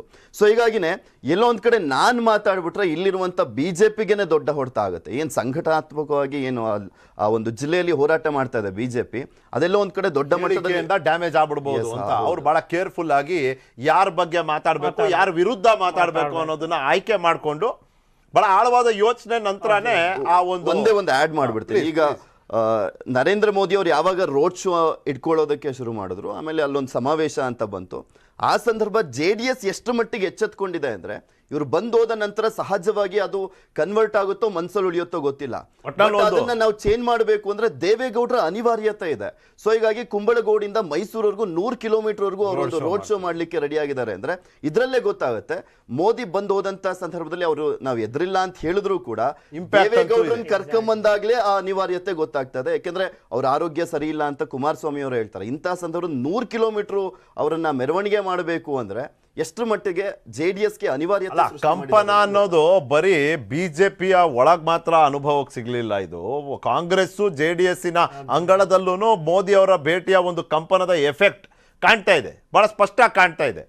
ಮತ್ತೆ ಇಲ್ಲಿ ಅವಾಗಲೇ ಹೇಳ್ದಂಗೆ ಒಂದು ಕಡೆ ಅಭಿವೃದ್ಧಿಯ ಪ್ರದರ್ಶನ, ಒಂದು ಕಡೆ ಜನಪ್ರಿಯತೆಯ ನಿದರ್ಶನ, ಅದಾದ ನಂತರ ಅದ್ರ ಜೊತೆ ಭಾವನಾತ್ಮಕ ವಿಷಯಗಳ ಒಂದು ವಿಶೇಷ ಮಿಶ್ರಣ. ಇದನ್ನ ಕೇಂದ್ರದಿಂದ ಬರೋರು ಒಂದು ರೀತಿ ಹೇಳಿದ್ರೆ, ರಾಜ್ಯ ಮಟ್ಟದಲ್ಲಿ ಬೆಳೀತಿರುವಂಥ ರಾಜಕೀಯದ ಆಯಾಮನೇ ಮತ್ತೊಂದು. ಮಂಡ್ಯ ಪಾಲಿಟಿಕ್ಸ್ನಲ್ಲಿ ಮಹಾದ್ವಾರ ಮಹಾಯುದ್ಧ, ಮತ್ತೊಮ್ಮೆ ಮುನ್ನೆಲೆಗೆ ಬಂತು ಉರಿಗೌಡ ಮತ್ತೆ ದೊಡ್ಡನಂಜೇಗೌಡರ ಹೆಸರು. ಮತ್ತೊಮ್ಮೆ ಪರ್ಮನೆಂಟ್ ದ್ವಾರ ಮಾಡ್ತೀವಿ ಅಂದ್ರು. ಅಂದ್ರೆ ಈ ದ್ವಾರವನ್ನ ಹಾಕಿದ್ರು. ಅದಾದ ನಂತರ ಸಾಮಾಜಿಕ ಜಾಲತಾಣದಲ್ಲಿ ಸಾಮಾಜಿಕ ಕಾರ್ಯಕರ್ತರು, ಕೆಲವು ಇತಿಹಾಸಕಾರರು, ಕಾಂಗ್ರೆಸ್ಸಿನ ನಾಯಕರು ಸೇರಿದಂತೆ 10 ಜನ ಪ್ರಶ್ನೆ ಮಾಡಿದ್ರು. ಯಾರಪ್ಪ ಇವರು, ಇವರ ಇತಿಹಾಸ ಏನು, ಇತಿಹಾಸದ ಯಾವ ಪುಟಗಳಲ್ಲಿ ಇವರ ಉಲ್ಲೇಖ ಇದೆ, ಟಿಪ್ಪು ಸಾವಿನ ಬಗ್ಗೆ ಅಂಶಗಳು ಬಹಳ ಸ್ಪಷ್ಟವಾಗಿದ್ರು ಕೂಡ ಈ ಕಥೆಯನ್ನ ನೀವು ಯಾಕೆ ಕಟ್ತಿದ್ದೀರಿ, ಭಾವನೆಗಳನ್ನ ನೀವು ಯಾಕೆ ಒಂದು ರೀತಿಯಲ್ಲಿ ಉತ್ತೇಜನೆಗೆ ಒಳಪಡಿಸ್ತಿದ್ದೀರಿ, ಈ ರೀತಿಯ ಪ್ರಶ್ನೆಗಳನ್ನ ಕೇಳ್ತಾ ಬಂದ್ರು. ಅವಾಗ ತಾತ್ಕಾಲಿಕವಾಗಿ ಆ ಒಂದು ಕಾರ್ಯಕ್ರಮಕ್ಕೆ ಅಂತ ಮಾಡಿದಂಥ ದ್ವಾರದ ಬಗ್ಗೆ ಪ್ರಶ್ನೆ ಕೇಳಿದಾಗ ಬಿಜೆಪಿಯ ರಾಷ್ಟ್ರೀಯ ಪ್ರಧಾನ ಕಾರ್ಯದರ್ಶಿ CT ರವಿ ಅವರು ಹೇಳ್ತಾರೆ, ಇವತ್ತು ತಾತ್ಕಾಲಿಕ ಹಾಕಿದ್ವಿ, ಅದು ತೆರವುಗೊಂಡಿರ್ಬೋದು, ಮುಂಬರೋ ದಿನಗಳಲ್ಲಿ ಶಾಶ್ವತವಾದ ಒಂದು ಮಹಾದ್ವಾರವನ್ನೇ ನಾವು ಅಲ್ಲಿ ನಿರ್ಮಾಣ ಮಾಡ್ತೀವಿ ಅನ್ನೋ ಮಾತನ್ನ ಹೇಳ್ತಾರೆ. ಈ ಉರಿಗೌಡ ನಂಜೇಗೌಡ ಮಹಾದ್ವಾರ ಈ ಕಾರ್ಯಕ್ರಮದ್ದು ನೀವು ಇಲ್ಲಿ ನೋಡ್ಬೋದು. ಉರಿಗೌಡ ನಂಜೇಗೌಡ ಮಹಾದ್ವಾರ ಅಂತ ಇದ್ದಿದ್ದು ಅದಾದ ನಂತರ ಬಾಲಗಂಗಾಧರನಾಥ ಸ್ವಾಮಿ ಮಹಾದ್ವಾರ ಅಂತ ಪರಿವರ್ತನೆ ಆಗುತ್ತೆ. ಇದು ಓವರ್ ನೈಟ್ ಆಗುತ್ತೆ. ಪ್ರಧಾನಮಂತ್ರಿ ಅಭಿವೃದ್ಧಿ ಅನ್ನೋ ವಿಷಯ ಹಿಡ್ಕೊಂಡು ಬಂದಾಗ ಅವರು ಪ್ರಯಾಣ ಮಾಡುವಂಥ ಈ ಒಂದು ರೋಡ್ನಲ್ಲೇನೆ ಒಂದು ಭಾವನಾತ್ಮಕ ವಿಷಯ, ಅದರ ಒಂದು ರಾಜಕೀಯ ಉದ್ದೇಶ ದುರುದ್ದೇಶಗಳ ಒಂದು ಉದಾಹರಣೆಯಂತೆ ನಿಂತಿರುವಂಥ ಈ ತಾತ್ಕಾಲಿಕವಾಗಿ ಆದ್ರೂ ಮಹಾದ್ವಾರ ಏನಿತ್ತಲ್ಲ, ಅದು ಒಂದು ರೀತಿಯಲ್ಲಿ ಪ್ರಧಾನಮಂತ್ರಿ ಅವರ ಭೇಟಿ, ಅವರ ಕಾರ್ಯಕ್ರಮದ ಸ್ಪಿರಿಟ್ ವಿರುದ್ಧನೇ ಹೋಗ್ಬಿಡುತ್ತಾ? ಇದು ಅಂದರೆ ಸಕಾರಾತ್ಮಕ ವರದಿಗಾರಿಕೆ ಮತ್ತು ಆ ರೀತಿಯ ಬೆಳವಣಿಗೆಗೆ ವಿರುದ್ಧವಾಗಿ ಇದು ನಿಂತು ಬಿಟ್ರೆ ಆ ಒಂದು ಪಾಸಿಟಿವ್ನಲ್ಲಿ ನೆಗೆಟಿವ್ ಮಿಕ್ಸ್ ಆಗಿ ಪಾಸಿಟಿವಿನ ಒಂದು ತೀವ್ರತೆ ಅಥವಾ ಅದರ ಒಂದು ಪ್ರಭಾವವನ್ನೇ ಕಡಿಮೆ ಮಾಡಿಬಿಡುತ್ತಾ ಅನ್ನೋ ಪ್ರಶ್ನೆ ಏನಿತ್ತು, ಬಹುಶಃ ಥಿಂಕ್ ಟ್ಯಾಂಕ್ ಆಫ್ BJP ಯೋಚನೆ ಮಾಡಿ ನಿರ್ಧಾರವನ್ನು ಮಾಡಿರುತ್ತೆ. ಹಾಗಾಗಿ ಸಲಹೆಯ ಆಧಾರದ ಮೇಲೆ, ಸಲಹೆಯ ಬೆನ್ನಲ್ಲಿ ಉರಿಗೌಡ ದೊಡ್ಡನಂಜೇಗೌಡ ಮಹಾದ್ವಾರ ಪರಿವರ್ತನೆಗೆ ಒಳಗಾಗಿ ಬಾಲಗಂಗಾಧರನಾಥ ಸ್ವಾಮಿಗಳ ಮಹಾದ್ವಾರವಾಗಿ ಅದು ಪರಿವರ್ತನೆ ಆಗಿ ಮುಜುಗುರ ಅಂತ ಏನಾಗೋ ಸಾಧ್ಯತೆಗಳಿತ್ತು ಅದಂತೂ ಕಡಿಮೆ ಆಯಿತು. ಬಟ್ ಚರ್ಚೆ, ಬೇಡಿಕೆ, ಭಾವನೆ ಇನ್ನೂ ನಿಂತಿಲ್ಲ. ಇದ್ರ ಬಗ್ಗೆ ಮಾತನಾಡಿದ್ದಾರೆ ನಾಯಕರು, ಏನು ಹೇಳಿದ್ದಾರೆ ಕೇಳೋಣ. ಒಂದು ತೆರವುಗೊಳಿಸಿದ್ದು ಅಕ್ಷಮ್ಯ ಅಪರಾಧ, ಅದು ತಪ್ಪು, ಅದನ್ನು ನಾನು ಖಂಡಿಸ್ತೇನೆ. ದೊಡ್ಡನಂಜೇಗೌಡ ಮತ್ತು ಉರಿಗೌಡ ಸೈನಿಕನ ವೇಷದಲ್ಲಿ ಓಡಿ ಹೋಗ್ತಿದ್ದಂಥ ಟಿಪ್ಪುವನ್ನ ಅಟ್ಟಾಡಿಸಿ ಕೊಂದವರು. ಅವರಿಗೆ ಇತಿಹಾಸದಲ್ಲಿ ಯಾವ ಗೌರವ ಸಿಗಬೇಕಾಗಿತ್ತು ಆ ಗೌರವವನ್ನು ಸಿಕ್ಕಿರಲಿಲ್ಲ. ಅವರಿಗೆ ಮತ್ತೆ ಆ ಗೌರವ ಸಿಗಬೇಕು. ಅದಕ್ಕಾಗಿ ಆ ದ್ವಾರ ಹಾಕಿದ್ದು ಸರಿ ಇದೆ, ಆ ತೆರವು ಮಾಡಿದ್ದು ತಪ್ಪು. ನಾವು ಜನರ ಮೂಲಕ ಶಾಶ್ವತವಾದ ದ್ವಾರವನ್ನು ನಿರ್ಮಾಣ ಮಾಡೋದಕ್ಕೆ ಬೇಕಾದಂಥ ಶಕ್ತಿಯನ್ನು ಮಂಡ್ಯ ಜನರಿಗೆ ನಾವು ಕೊಡ್ತೇವೆ. ಒಂದು ತೆರವು ಈ ಸಮಾಜದ ಗೌರವವನ್ನು ಹಾಳು ಮಾಡ್ತಕ್ಕಂಥದ್ದು. ಆ ವ್ಯಕ್ತಿಗಳು ಟಿಪ್ಪುವನ್ನ ಕೊಂದಿದ್ದಾರೆ ಅನ್ನೋದಕ್ಕೆ ಇತಿಹಾಸದಲ್ಲಿ ಯಾವುದೇ ರೀತಿಯ ಕುತಂತ್ರದಿಂದ ಕೊಂದ್ರು ಅಂತಕ್ಕಂಥದ್ದು ಇತಿಹಾಸ ಇಲ್ಲ. ಆ ಇತಿಹಾಸ ಸೃಷ್ಟಿ ಮಾಡಿರೋದು ಬಿಜೆಪಿಯವರು. ನಮ್ಮ ಸಮಾಜದ ಇಬ್ಬರು ವ್ಯಕ್ತಿಗಳ ಹೆಸರನ್ನ ಅದಕ್ಕೆ ಇಟ್ಟಿರ್ತಕ್ಕಂಥದ್ದು. ಒಕ್ಕಲಿಗ ಸಮಾಜಕ್ಕೆ ಈ ಬಿಜೆಪಿಯ ನಾಯಕರುಗಳು ಅಗೌರವ ಸಲ್ಲಿಸ್ತಾ ಇದ್ದಾರೆ. ಅದನ್ನ ನಮ್ಮ ಒಕ್ಕಲಿಗರು ಇವತ್ತು ಇದರ ವಿರುದ್ಧ ಪ್ರತಿಭಟಿಸಬೇಕಾಗ್ತದೆ, ಧಿಕ್ಕರಿಸಬೇಕಾಗುತ್ತೆ. ನೋಡಿ, ಈ ಸಮಾಜದ ಗೌರವ. ಮತ್ತೊಮ್ಮೆ ಎಲೆಕ್ಷನ್ ರೌಂಡ್ ಟೇಬಲ್ನಲ್ಲಿ ಇದ್ರ ಬಗ್ಗೆ ಒಂದು ಕ್ವಿಕ್ ವಿಶ್ಲೇಷಣೆ ನೋಡಿ. ಈ ಉರಿಗೌಡ ನಂಜೇಗೌಡ, ನಾನು ಒಂದಷ್ಟು ಹಿಸ್ಟ್ರಿ ಪುಟಗಳನ್ನ ಓದಿದ್ದೀನಿ. ಅದರಲ್ಲಿ ಹೇಳುತ್ತೆ, ಟಿಪ್ಪು ಸುಲ್ತಾನ ಗಾಯಗೊಂಡು ಆ ಯುದ್ಧ ಭೂಮಿಯಲ್ಲಿ ಬಿದ್ದಾಗ ಆ ಟಿಪ್ಪು ಸುಲ್ತಾನನನ್ನು ಅಲ್ಲಿಂದ ಸ್ಥಳಾಂತರ ಮಾಡೋದಕ್ಕೆ ಅವನ ಸೇನೆಯ ಕೆಲವು ಸದಸ್ಯರು ಪ್ರಯತ್ನ ಮಾಡ್ತಾರೆ. ಆದರೆ ಟಿಪ್ಪುವಿನ ಮೇಲಿದ್ದಂಥ ಆಭರಣ ಅದನ್ನೆಲ್ಲ ನೋಡಿ ಒಬ್ಬ ಬ್ರಿಟಿಷ್ ಸೈನಿಕ ಗಾಯಗೊಂಡಂಥ ಟಿಪ್ಪು ಸುಲ್ತಾನನ್ನು ಸಾಯಿಸ್ಬಿಡ್ತಾನೆ ಅಂತ ನಾವಿಷ್ಟು ಓದಿದ್ದೀವಿ. ಗಾಯಗೊಂಡಿರೋ ಟಿಪ್ಪು ಸುಲ್ತಾನಿಗೆ ಗಾಯ ಉಂಟು ಮಾಡಿದವ್ರು ಯಾರು ಅನ್ನೋ ಪ್ರಶ್ನೆ ಬರುತ್ತೆ. ಯುದ್ಧ ಇದ್ದಿದ್ದು ಟಿಪ್ಪು ಸಾಮ್ರಾಜ್ಯ ವರ್ಸಸ್ ಬ್ರಿಟಿಷ್. ಸೊ ಅಲ್ಲಿ ಉರಿಗೌಡ ನಂಜೇಗೌಡ ಆ್ಯಂಗಲ್ಲು ಅಂದರೆ ಇತಿಹಾಸದ ಪುಟಗಳು ಅವರಿಗೆ ಸಲ್ಲಬೇಕಾದ ಗೌರವ ಸಲ್ಲಿಸಿಲ್ಲ ಅನ್ನೋ CT ರವಿ ಅವರ ಮಾತು. CT ರವಿ ಅವ್ರದ್ದು ಆ ವಾದ ಆದರೆ ಕುಮಾರಸ್ವಾಮಿ ಅವರ ಮಾತಲ್ಲಿ ನೀವು ಕೇಳಿಸ್ಕೊಂಡ್ರಿ, ಸಮುದಾಯಕ್ಕೆ ಕಪ್ಪು ಚುಕ್ಕಿಯನ್ನು ತರುವಂಥ ಒಂದು ಪ್ರಯತ್ನ ಅಂತ. ಅಂದರೆ ಇನ್ನೂ ಒಂದು ಪರ್ಸೆಪ್ಷನ್ ಇದೆ ಅಂತ. ಈಗ ಬ್ರಿಟಿಷರ ಜೊತೆ ಕೈ ಜೋಡಿಸಿದ್ರು ಅಂದರೆ ಇನ್ ಕೇಸ್ ಏನು ಈ ವಾದ ಏನಿದೆ, ಟಿಪ್ಪು ಒಬ್ಬ ಸ್ವಾತಂತ್ರ್ಯ ಹೋರಾಟಗಾರ ಅನ್ನೋ ವಾದವೇ ನಿಜ ಆದರೆ, ಅಥವಾ ಅದು ಅವರವರ ಪಕ್ಷ ಸಿದ್ಧಾಂತಗಳಿಗೆ ಬಿಟ್ಟಿದ್ದು, ಅಲ್ಲಿ ಕೈ ಜೋಡಿಸಿದ್ರು ಅನ್ನೋದಾದ್ರೆ ದೇಶದ್ರೋಹಿಗಳು, ಆ ದೇಶದ್ರೋಹಿಗಳ ಪಟ್ಟವನ್ನ ಬ್ರಿಟಿಷರ ಜೊತೆ ಕೈ ಜೋಡಿಸಿದವ್ರನ್ನ ಯಾಕೆ ನಮ್ಮ ಫ್ಯಾಕ್ಚುಲಿ ಇದೇ ರಾಂಗ್ ಇರೋದಿಲ್ವಾ ಮಧು? ಅವತ್ತಿನ ದಿನ ಭಾರತ ಅನ್ನೋ ಕಲ್ಪನೆನೇ ಇಲ್ಲ. ಯಾರು ಸ್ವಾತಂತ್ರ್ಯಕ್ಕೆ ಹೋರಾಟ ಮಾಡಿದ್ರು? ಟಿಪ್ಪು ಸುಲ್ತಾನು. ಅವ್ರ ಸಾಮ್ರಾಜ್ಯ ಉಳಿಸ್ಕೊಳ್ಳೋದಕ್ಕಾಗಿ ಹೋರಾಟ ಮಾಡಿದ್ದಾರೆ. ಪ್ರತಿಯೊಬ್ಬ ರಾಜನೂ ಮಾಡಿದ್ದಾನೆ. ಈಗ ಬ್ರಿಟಿಷ್ ಸೈನ್ಯದಲ್ಲಿ ಭಾರತೀಯರು ಇರ್ಲಿಲ್ವಾ? ಅಫ್ಕೋರ್ಸ್ ಇದ್ರು. ಟಿಪ್ಪು ಸೈನ್ಯದಲ್ಲಿ ಹಿಂದೂಗಳಿರ್ಲಿಲ್ವಾ? ಅಫ್ಕೋರ್ಸ್ ಇದ್ರು. ಶಿವಾಜಿ ಸೈನ್ಯದಲ್ಲಿ ಮುಸಲ್ಮಾನರು ಇರಲಿಲ್ಲ, ಅಫ್ಕೋರ್ಸ್ ಇದ್ರು. ಹಿಂಗಿದ್ದಾಗ ಅವತ್ತಿನ ಪರಿಸ್ಥಿತಿ ಅವ್ರಿಗೆ ಉದ್ಯೋಗ ಅಂತ ಅನ್ಸಿರ್ಬೋದು, ಜೀವನ, ರಾಜನ ಆಸ್ಥಾನ, ಒಂದು ಕೆಲಸ ಇದೆ, ಕುಟುಂಬ ನೋಡ್ಕೋಬಹುದು, ಹತ್ತಾರು ಕಾರಣಗಳಿಂದ ಹಂಗಿರ್ಬೋದು. ಆದ್ರೆ ಇವತ್ತು ಈ ಇತಿಹಾಸದ ಪುಟಗಳನ್ನ ಯಾರು ತಿರುಗಿಸ್ತಾರೆ ಅದು ಡಿಸೈಡ್ ಮಾಡುತ್ತೆ ಯಾವ ಪುಟವನ್ನ ನಾವು ಓದ್ತೀವಿ. ಈಗ ನೋಡಿ, ಆ ಇತಿಹಾಸ ಪುಟವನ್ನ ತಿರುಗಿಸುವಂತ ಒಂದು ಶಕ್ತಿ ಇವತ್ತಿನ ಮಟ್ಟಿಗೆ ಬಿಜೆಪಿ ಇದೆ. ಆ ಒಂದು ಕಾರಣಕ್ಕೇನೆ ಅವ್ರು ಹೇಳಿರುವಂತದ್ದು, ಜನರೇ ಈ ದ್ವಾರವನ್ನ ನಿರ್ಮಾಣ ಮಾಡುವಂತ ಶಕ್ತಿಯನ್ನ ನಾವು ಕೊಡ್ತೀವಿ ಅಂತ ಒಂದು ಎಲೆಕ್ಟ್ರಲ್ ಒಂದು ಪವರ್ ಮೂಲಕ. ಆದ್ರೆ ಈ ಒಂದು ಹಂತದಲ್ಲಿ ಇಂಥ ಒಂದು ಪರ್ಸೆಪ್ಷನ್ ಬಿಲ್ಡ್ ಮಾಡಿದ್ರೆ ಸಮುದಾಯದಲ್ಲಿ ಯಾವ ರೀತಿ ರಾಂಗ್ ಮೆಸೇಜ್ ಹೋಗುತ್ತೆ. ಅದರಲ್ಲೂ ಕೂಡ ನೀವು ಆರಂಭದಲ್ಲೇ ಹೇಳಿದ್ರಿ, ಮೋದಿ ಅವರ ಕಾರ್ಯಕ್ರಮದಲ್ಲಿ ಏನು ಇಷ್ಟು ಸುಂದರವಾದ ಮುಖಕ್ಕೆ ಒಂದು ಕಪ್ ಚುಕ್ಕಿ ಬಂದು ಏನು ಸಮಸ್ಯೆ ಉಂಟು ಮಾಡ್ತು, ನುಂಗು ಬಿಡ್ತು, ಮಸಿ ನುಂಗುತ್ತು ಅಂತ ಒಂದು ಮಾತಿದೆ. ಆ ರೀತಿ ಮೋದಿ ಅವರ ಒಂದು ಅದ್ಧೂರಿ ಕಾರ್ಯಕ್ರಮ, ಆ ಒಂದು ಏನು ಜನಪ್ರಿಯತೆ ನಿದರ್ಶನ ಮತ್ತು ಪ್ರದರ್ಶನದ ನಡುವೆ ಈ ಸಂದರ್ಭದಲ್ಲಿ ಈ ಒಂದು ವಿವಾದ ಇದ್ರೆ ಆ ವಿವಾದ ಎಲ್ಲವನ್ನೂ ಕೂಡ ನುಂಗು ಹಾಕುತ್ತೆ ಅನ್ನೋ ಒಂದು ಕಾರಣಕ್ಕೆ ಬಹುಶಃ ಇಲ್ಲಿನ ಸ್ಥಳೀಯವಾಗಿ ಏನು ಒಂದು ಒಲವಿತ್ತು ರಾಜ್ಯ ನಾಯಕರಿಗೆ, ಆ ಒಂದು ರಾಜ್ಯ ನಾಯಕರ ಒಂದು ಆಯಾಮ ಸೈದ್ಧಾಂತಿಕ ನೋಟಕ್ಕೆ ಒಂದು ಹಂತದಲ್ಲಿ ಚೇಂಜ್ ಮಾಡಿದೆ ಅನ್ಸುತ್ತೆ. ನಾವು ಇಲ್ಲಿ ಗಮನಿಸಬೇಕಾಗಿರೋದು, ಉರಿಗೌಡ ನಂಜೇಗೌಡ ಅಂತ ಹೇಳಿ ಅವರು ಒಕ್ಕಲಿಗ ಅಸ್ಮಿತೆಯನ್ನ ಎತ್ತಿಡಿಯೋದರ ಜೊತೆಗೆ ಹಿಂದೂ ಐಡೆಂಟಿಟಿ ಇದೆಯಲ್ಲ, ಈ ಒಕ್ಕಲಿಗ ಪ್ಲಸ್ ಹಿಂದುತ್ವ ಇದನ್ನ ಸೇರಿಸುವಂತ ನೇರ ಪ್ರಯತ್ನ ಇಲ್ಲಿ ನಡೆದಿದೆ ಅಂತ ನಾವು ಅನ್ಕೋಬೋದಾ? At the same time Tipu ಯಾರು? ನಾಪೋಕ್ಲಿನಲ್ಲಿ ಏನ್ ಮಾಡಿದ್ರು?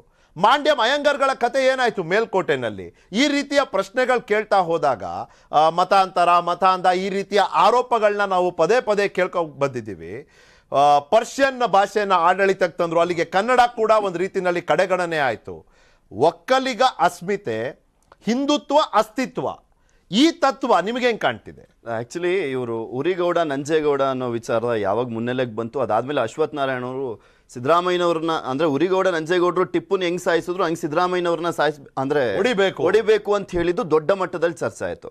ಅದರ ಜೊತೆಗೆ ಅದನ್ನು ಮಾತಾಡ್ಕೊಂಡೇ ಬರ್ತಾ ಇದ್ದಾರೆ. ಒಂದು ಬ್ಯಾನರನ್ನು ಕೂಡ ಹಾಕಿದ್ರು, ಅಂದರೆ ಮಹಾದ್ವಾರಕ್ಕೆ ಹಾಕಿದ್ರು. ಅದನ್ನು ಸಮರ್ಥನೆಯೂ ಕೂಡ ಮಾಡ್ಕೊಳಕ್ಕಾಗ್ಲಿಲ್ವಲ್ಲ, ಆ ಒಂದು ಬ್ಯಾನರ್ನ ಉಳಿಸ್ಕೊಳ್ಳೋಕ್ಕೂ ಕೂಡ ಆಗ್ಲಿಲ್ವಲ್ಲ. 4 ದ್ವಾರ ಮಾಡಿದ್ರು ಆ್ಯಕ್ಚುಲಿ ಅಲ್ಲಿ ಮಂಡ್ಯದಲ್ಲಿ. ಈಗ ಬಾಲಗಂಗಾಧರನಾಥ ಅಂದರೆ ಸ್ವಾಮೀಜಿಗಳದ್ದು ಒಂದು ಹಾಕಿದ್ರು, ಇನ್ನೊಂದು ಕಡೆನಾದರೂ ಉಳಿಸ್ಕೊಂಡು ಅದನ್ನು ಸಮರ್ಥನೆ ಮಾಡ್ಕೊಳ್ಳುವಂಥ ಶಕ್ತಿನೂ ಇಲ್ವಲ್ಲ. ಹೇಳೋದಕ್ಕೆ ಮಾತ್ರ ಸೀಮಿತ ಆಯಿತು. ಅದನ್ನ ಸಮರ್ಥನೆ ಮಾಡಿಕೊಂಡು ಅಲ್ಲಿ ತಿಳಿಸುವಂತ ಪ್ರಯತ್ನವನ್ನ ಇದುವರೆಗೂ ಕೂಡ ಮಾಡಿದ್ರೆ ತೆರವಾಯ್ತಲ್ಲ, ಇದು ಹೆಂಗೆ ಡ್ಯಾಮೇಜ್ ಆಗುತ್ತೆ ಅಂತ ಅಂದ್ರೆ ಇವಾಗ ನೋಡಿ, ಇವತ್ತು ಸಾಯಂಕಾಲ 7 ಗಂಟೆಗೆ ಟು ದ ಪಾಯಿಂಟ್ ನಲ್ಲಿ ಇದನ್ನ ಚರ್ಚೆ ಮಾಡ್ತೀವಿ. ನಾನು ಇವಾಗಲೇ ಹೇಳ್ತೀನಿ, ಕಾಂಗ್ರೆಸ್ ಅವ್ರು ಹೇಳ್ತಾರೆ, ಅಲ್ಲ ರೀ ಯಾಕೆ ದ್ವಾರ ಉಳಿಸ್ಕೋಬೇಕಾಗಿತ್ತಲ್ಲ ನೀವು, ಯಾಕೆ ತೆಗೆದ್ರಿ? ಯಾಕಂದ್ರೆ ನಿಮ್ಗೂ ಗೊತ್ತು ಅದು ಸುಳ್ಳು ಅಂತ ಹೇಳ್ಬಿಡ್ತಾರೆ. ಅವ್ರಿಗೆ ಅನಿವಾರ್ಯತೆ ಇದೆ ಬಿಜೆಪಿಗೆ. ಈಗ ಕರಾವಳಿಯಲ್ಲಿ ಹಿಂದುಳಿದ ವರ್ಗದ ಏನು ಸಮುದಾಯದ ಜೊತೆ ಆ ಒಂದು ಹಿಂದುತ್ವದ ವೇದಿಕೆ ಮೇಲೆ ಅವರನ್ನು ಕರೆತರಲಿಕ್ಕೆ ಯಶಸ್ವಿಯಾಗಿದೆ.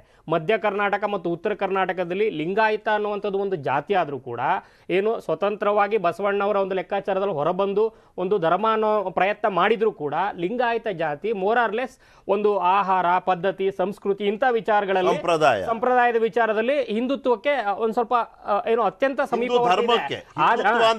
ಹಿಂದೂ ಧರ್ಮಕ್ಕೆ ಸಮೀಪತೆ ಇದೆ. ಆದ್ರೆ ಈ ಒಕ್ಕಲಿಗ ಅಸ್ಮಿತೆ ಅಥವಾ ಈ ಒಂದು ಸಮುದಾಯ ಅಂತ ಬಂದಾಗ ತುಂಬಾ ಹಾರ್ಡ್ ಕೋರ್ ಅಂತ, ಇಲ್ಲಿ ತುಂಬಾ ರಾ ಇದೆ. ಅಂದ್ರೆ ಆಹಾರ ಜೀವನ ಶೈಲಿ ನೋಡಿ, ನಾವು 2-3 ಆಂಗಲ್ ನಲ್ಲಿ ಇದನ್ನ ನಾವು ವಿಂಗಡಣೆ ಮಾಡಿ ಒಂದೊಂದೇ ವಾಕ್ಯದಲ್ಲಿ ಹೇಳೋದಾದ್ರೆ, ಕುಮಾರಸ್ವಾಮಿ ಹೇಳೋದ್ರಲ್ಲೂ ಒಂದು ಪಾಯಿಂಟ್ ಇದೆ. ಕುಮಾರಸ್ವಾಮಿ ಅವ್ರು ಏನ್ ಹೇಳ್ತಾರೆ, ನೀವು ಒಕ್ಕಲಿಗರನ್ನ ಬ್ರಿಟಿಷ್ ಅವರ ಜೊತೆ ಸೇರಿದ್ರು ಅಂತ ನೀವು ತೋರಿಸ್ತಿದ್ದೀರಿ, ಅಂದ್ರೆ ದೇಶದ ವಿರುದ್ಧ ಅವ್ರ ದೃಷ್ಟಿಕೋನ. ನೀವು ಸಿ ಟಿ ರವಿ ಅವ್ರ ದೃಷ್ಟಿಕೋನ ನೋಡಿ, ಇತಿಹಾಸನೇ ಅವ್ರಿಗೆ ಅನ್ಯಾಯ ಮಾಡ್ಬಿಟ್ಟಿದೆ. ಎಷ್ಟೋ ಇತಿಹಾಸ ಪುರುಷರನ್ನ ನಾವು ಎಕ್ಸಾಕ್ಟ್ಲಿ. ಅದ್ರ ಜೊತೆಗೆ 3ನೇ angle Vokkaliga plus Hindutva. Vokkaliga killed somebody who was against ಹಿಂದೂಗಳು ಅನ್ನೋ ಈ ಒಂದು ಅರ್ಥೈಸುವಿಕೆಯನ್ನ, ಆ ಪ್ರಯತ್ನನ ಅಖಂಡ ಏನು ಶ್ರೀನಿವಾಸ ಮೂರ್ತಿ ಅವರ ಮನೆಗೆ ಬೆಂಕಿ ಬಿದ್ದಂತ ಸಂದರ್ಭದಲ್ಲಿ ಅತ್ಯಂತ ಮಾಡುವಂತ ಪ್ರಯತ್ನ ಮಾಡ್ತು. ಅಂದ್ರೆ ಸಿದ್ದರಾಮಯ್ಯ ಅವರ ವಿಚಾರದಲ್ಲಿ ನೀವು ನಿಮ್ಮ ಓಲೈಕೆಯ ಕಾರಣಕ್ಕೋಸ್ಕರ ಒಬ್ಬ ಹಿಂದೂ ಅನ್ನೋದನ್ನ ನಿಮ್ಮ ಸಮೀಪವರ್ತಿ ಆಪ್ತ ಅನ್ನೋದನ್ನ ಮರೆತು ನಿಮ್ಮ ಓಲೈಕೆಯ ಕಾರಣಕ್ಕೆ ಇಷ್ಟೆಲ್ಲ ಅನ್ಯಾಯ ಆದ್ರೂ ಸುಮ್ಮನೆ ಇದ್ದೀರಾ ಅನ್ನೋಂಥ ಒಂದು ಪರ್ಸೆಪ್ಷನ್ ಬಿಲ್ಡ್ ಮಾಡೋ ಮೂಲಕ ಹಿಂದೂ ಎಲ್ಲ ಒಂದು, ಮತ್ತೆ ನಿಮ್ಮ ಹೋರಾಟ ಯಾರ ವಿರುದ್ಧ ಅನ್ನುವಂತ ಒಂದು ಹಿಂದ ಅಂತ ಹೇಳ್ಕೊಳ್ಳೋರು ಆ ಮಾತ್ರ ಹಿಂದಕ್ಕಿನ್ನ ಜಾಸ್ತಿ ಆಗೋಯ್ತು, ಹಿಂದುಳಿದು ಬಿಡ್ತಲ್ಲ ಅನ್ನೋ ಪ್ರಶ್ನೆ ಆರೋಪ ಅವತ್ತು ಈ ವಿಚಾರದಲ್ಲಿ ಒಂದು ಆಡ್ ಮಾಡ್ಬೇಕು. ಆಕ್ಚುಲಿ ಕುಮಾರಸ್ವಾಮಿ ಹೇಳೋ ಪ್ರಕಾರ ಈಗ ಒಕ್ಕಲಿಗರು ಅಂದ್ರೆ ಯಾರೇ ಆಗ್ಲಿ ಒಬ್ಬನ ಜೊತೆ ರಾಜನ ಜೊತೆನೇ ಆಗ್ಲಿ ಒಬ್ಬ ವೀರನ ಜೊತೆ ಓಡಾಡ್ಬೇಕಾದ್ರೆ ಎದುರು ಬದ್ರು ಹೋರಾಡ್ತಾನೆ, ವೀರ ಧೀರ ಅಂದ್ರೆ ಆ ರೀತಿಯಾಗಿ ಫೈಟ್ ಮಾಡ್ತಾನೆ. ಬಟ್ ಇಲ್ಲಿ ಗಾಯಗೊಂಡಿರುವಂತ ಟಿಪ್ಪು ಸುಲ್ತಾನನ್ನ ಬೆನ್ನಿಗೆ ಚೂರಿಯಾಗಿ ಸಾಯಿಸಿದ್ರು ಅಂದ್ರೆ ಇಲ್ಲೊಂದ್ ಕಡೆ ವೀರ್ ಅಲ್ವೇನೋ ಉರಿಗೌಡ್ರು ನಂಜೇಗೌಡ್ರು ಆ ಆಮೇಲೆ ರೀತಿಯಾದಂತ ಬಿಂಬಿಸುವಂತ ಪ್ರಯತ್ನ ನೋಡಿ ಕೂಡ ಆಗ್ತಿದೆ. ನಿಖಿಲ್ ಅವರೇ, ಈಗ ಕೆಂಪೇಗೌಡರು ಅಂತ ಬಂದಾಗ ಅವ್ರದೇ ಬೇರೆ ಮಾಡೆಲ್, ಅಭಿವೃದ್ಧಿ ಮಾಡೆಲ್ ಅಂದ್ರೆ ಸಾಮ್ರಾಜ್ಯ ವಿಸ್ತರಣೆ ಮಾಡಲಲ್ಲ ಅಂತ. ಈ ಒಕ್ಕಲಿಗ ಅಸ್ಮಿತೆ ಅಂತ ಬಂದಾಗ ಅಭಿವೃದ್ಧಿ, ಸಮೃದ್ಧಿ ಇಂತಹ ಒಂದು ಪರ್ಸೆಪ್ಷನ್ಗೆ ಹೆಸರಾಗಿರುವಂತ ಒಂದು ಏನು ಸಮುದಾಯ. ಸೊ ಇಲ್ಲಿ ಬೇರೆ ಸಾಮ್ರಾಜ್ಯ ವಿಸ್ತರಣೆ ಇಂಥ ಒಂದು ವಿಚಾರ ಬಂದಾಗ ಸೊ ಇಲ್ಲಿ ಸ್ವಲ್ಪ ಡಿಫ್ರೆನ್ಸ್ ಅಲ್ಲ, ಇಲ್ಲಿ ಒಂದು ರೀತಿಯಲ್ಲಿ ಸೂಕ್ಷ್ಮ ಮತ್ತು ನಿಗೂಢ ಎರಡೂ ಇದೆ. ಸೂಕ್ಷ್ಮತೆ ನಿಗೂಢತೆ ಎರಡೂ ಇದೆ. ಒಂದು ಕಡೆ ನಾನು ಆಗಲೇ ಹೇಳ್ದಂಗೆ ಒಕ್ಕಲಿಗರು ಒಬ್ಬ ಹಿಂದೂ ವಿರೋಧಿಯನ್ನ ಹೊಡೆದು ಬೀಳಿಸಿದ್ರು, ಅವನು ಪ್ರಾಣ ತೆಗೆದ್ರು. ಅಂದ್ರೆ ಒಕ್ಕಲಿಗರು ಹಿಂದೂ ಅನ್ನೋ ಅಸ್ಮಿತೆಯನ್ನ ಎತ್ತಿ ಹಿಡಿಯೋದ್ರಲ್ಲಿ ಎಂತ ಪಾತ್ರವನ್ನ ನಿಭಾಯಿಸಿದ್ರು ಅವತ್ತಿನ ದಿನ. ಹೌದು, ಅವ್ರು ಇರ್ಬೋದು ಬ್ರಿಟಿಷ್ ಸೈನ್ಯದ ಸದಸ್ಯರೇ ಆಗಿರ್ಬೋದು, ಆದ್ರೆ ಹೊಡೆದಾಕಿದ್ದು ಅವ್ರೇನೆ. ಯಾಕಂದ್ರೆ ಅವ್ರಿಗೆ ಅದೊಂದು ಪರ್ಸನಲ್ ಆಂಗಲ್ ಇತ್ತು ಅವ್ರದ್ದು ಅದರಲ್ಲಿ ಅನ್ನೋ ಒಂದು ಅವಶ್ಯಕತೆ ಇತ್ತು. ಆ ಮಾತನ್ನ ಇವತ್ತು ಈ ಮಹಾದ್ವಾರ ಈ ಹೇಳಿಕೆಯ ಮೂಲಕ ಅವರು ಮುನ್ನೆಲೆಗೆ ತರುವಂತ ಪ್ರಯತ್ನವನ್ನ ಮಾಡಿದ್ದಾರೆ. ಇನ್ನ ಮೂರನೇದು ಮತ್ತೊಂದು ವರದಿ ನಮ್ಮ ಮುಂದೆ. ಸಾಹುಕಾರ್ ಹೇಳಿದ್ದೇನು? ನಾವು ಕೇಳೋದು, ಚುನಾವಣೆ ಸಮೀಪಿಸ್ತಿದ್ದಂತೆ ಈ ಆರೋಪ ಪ್ರತ್ಯಾರೋಪ ಬರ್ತಾನೆ ಇರುತ್ತೆ. ನಿನ್ನೆ ಮಾತನಾಡುವಂಥ ಸಂದರ್ಭದಲ್ಲಿ ರಮೇಶ್ ಜಾರಕಿಹೊಳಿ ಮತ್ತೊಮ್ಮೆ ಸಿಡಿಯ ಉಲ್ಲೇಖವನ್ನ ಮಾಡಿದ್ದಾರೆ. ಅಷ್ಟೇ ಅಲ್ಲ, ಈ ಬಾರಿ ಹೇಳಿದ್ದಾರೆ DK ಶಿವಕುಮಾರ್ ಅವ್ರ ಹತ್ರ ಸಾಕಷ್ಟು ಸಿಡಿಗಳಿದೆ, ಯಾರ್ಯಾರನ್ನ ಅವರು ಪಕ್ಷಕ್ಕೆ ಸೇರಿಸ್ಕೋಬೇಕು ಅಂತಿದ್ದಾರೋ ಅವ್ರ ಸಿಡಿಗಳಿದ್ದಲ್ಲಿ ಅವರಿಗೆ ಫೋನ್ ಮಾಡಿ ನೀನು ಬರ್ತೀಯೋ ಅಥವಾ ನಾನು ಸಿಡಿ ಬಿಡ್ಲೋ ಅನ್ನೋ ಒಂದು ಬೆದರಿಕೆಯ ಮಾತನ್ನ, ಬ್ಲ್ಯಾಕ್ ಮೇಲ್ ಅನ್ನ ಮಾಡ್ತಿದ್ದಾರೆ ಅನ್ನೋ ಮಾತನ್ನ ಹೇಳಿದಾಗ DK ಶಿವಕುಮಾರ್ ಅವರ ಪ್ರತಿಕ್ರಿಯೆ ಸಹಜವಾಗಿ ಮಾಧ್ಯಮ ಮಿತ್ರರು ಕೇಳಿದ್ದಾರೆ. ಅದಕ್ಕೆ ಅವ್ರು ಏನು ಹೇಳಿದ್ರು, ಯಾರ್ಯಾರು ಏನೇನು ಹೇಳಿದ್ರು ಅವ್ರ ಬಾಯಾರನೆ ಕೇಳೋಣ. DK ಶಿವಕುಮಾರ್ ಉದ್ದೇಶ ಅದ ಕಾರ್ಯದಾರ ನಮ್ಮ ಫಸ್ಟ್ ಒಂದ್ಸಲ ನಮ್ಮ ಅಮ್ಮನ ನನ್ನ ಮಗನ ಮುಂದೆ ಫಸ್ಟ್ ಹೋಗಿದ್ದಲ್ಲ, ನನ್ನ ಅದ ನನ್ನ ಗೊತ್ತಾಗುತ್ತಾನೋ, ನನ್ನ ಶಕ್ತಿ ಇಲ್ಲ, ಫಸ್ಟ್ ಹೋಗಿದ್ದೀನವ, ನಮ್ಮ ಸಿಡಿ ಕೇಸ್ ಅದಾಗ ಫಸ್ಟ್ ಇದ್ದನವ, ನನ್ನ ಉದ್ಯೋಗ ಅಂದ್ರೆ ಏನ್ ಮಾಡ್ತಾನೆ ಕಾಶಿ, ನನ್ನ ಮಗನ ಬೇಕಾದ್ರೆ ಲಕ್ಷ್ಮಿ ಹಾನಿ ಮಾಡ್ತಾರೆ ಸುಳ್ಳು ಕರ್ಮ. ಹಿಂಗಿದ್ರೆ ನಾ ಏನ್ ಮಾಡಕ್ಕೆ ಯುದ್ಧ ಮಾಡೋ ಬಾಳ ಕಟ್ಟಿದನು ಬೇಕಾದ್ರೆ ಎಲ್ಲಿ ಬೇಕಾದ್ರೆ ಕಣಕ್ ಬಿಟ್ಟು ಬರ್ತಾನೆ, ಅಲ್ಲೇ ಬರ್ತಾನೆ. ಮೆಂಟಲ್ ಹಾಸ್ಪಿಟ್ಲ್ ಕ್ಯಾಂಡಿಡೇಟ್ ಬಗ್ಗೆ ನಾನೇನು ಮಾತಾಡಕ್ಕೆ ಹೋಗಲ್ಲ, ಅರ್ಥ ಆಯ್ತಾ? ಅವ್ರ ಪಾರ್ಟಿದು ಏನೇನು ಇದೆಯೋ ನನಗೆ ಗೊತ್ತಿಲ್ಲ. ನಾನು ಯಾರು ಹಾಸ್ಪಿಟ್ಲ್ಗೆ ಮೆಂಟಲ್ ಹಾಸ್ಪಿಟ್ಲ್ ನಿಮಾನ್ಸ ಅಭ್ಯರ್ಥಿಗಳ ಬಗ್ಗೆ ನಾನೇನು ಮಾತಾಡಕ್ಕೆ ಹೋಗಲ್ಲ. ಅಲ್ಲ, ಮುಗಿಯಲ್ಲ ಬಿಡಿ ಇದು. ಮಧು, ಈ ಸಿಡಿದೇನಿದೆಯಲ್ಲ, ಈ ಬೆಳಗಾವಿ ರಾಜಕಾರಣಿಗಳ ರಾಜಕಾರಣ, ಅವರ ಮನಸ್ಥಿತಿನೇ ಬೇರೆ. DK ಶಿವಕುಮಾರ್ ಅವರು ದಕ್ಷಿಣ ಕನ್ನಡದವರು, ದಕ್ಷಿಣ ಕರ್ನಾಟಕದವ್ರು ಆಗಿರೋದ್ರಿಂದ ಈ ಸ್ಪರ್ಧೆ ಬೇರೆ ಬೇರೆ ರೀತಿಯಲ್ಲಿ ಬೆಳೆದು ನಿಂತಿದೆ. ನೀವು ಅಬ್ಸರ್ವ್ ಮಾಡಿ, ಅಲ್ಲಿ ಪ್ರಬಲ ನಾಯಕರು ಅಂತ ಸಾಕಷ್ಟು ಜನ ಇದ್ರು. ಇವ್ರು ಕಾಂಗ್ರೆಸ್ ಅಲ್ಲಿ ಇದ್ರಲ್ಲ ರಮೇಶ್ ಜಾರಕಿಹೊಳಿ, ಅವತ್ತು ಉಮೇಶ್ ಕತ್ತಿ ಇದ್ರು, ಲಕ್ಷ್ಮಣ್ ಸವದಿ ಇದ್ರು, ಜೊಲ್ಲೆ ಫ್ಯಾಮಿಲಿ ಇತ್ತು. ಯಾರೂ ಈ ರೀತಿಯ ಒಂದು ತೀವ್ರವಾದ ಪೈಪೋಟಿಗಾಗ್ಲಿ ಜಿದ್ದಾಜಿದ್ದಿ ರಾಜಕೀಯಕ್ಕಾಗ್ಲಿ ಯಾವತ್ತೂ ಅವ್ರು ಮಾಡೋದಿಲ್ಲ. ಅವ್ರವ್ರ ಕ್ಷೇತ್ರ, ಅವ್ರವ್ರ ಪ್ರದೇಶ, ಅವ್ರವ್ರು ಸೀಮಿತವಾಗಿ ಇಟ್ಕೊಂಡಿದ್ದಾರೆ. ನೋಡಪ್ಪ, ನಾನು ನಿನಗೆ ಬರಲ್ಲ, ನೀನು ನನಗೆ ಬರಬೇಡ, ನೀನು ಚೆನ್ನಾಗಿರೋ ನಾನು ಚೆನ್ನಾಗಿರ್ತೀನಿ, ಈ ಥರ.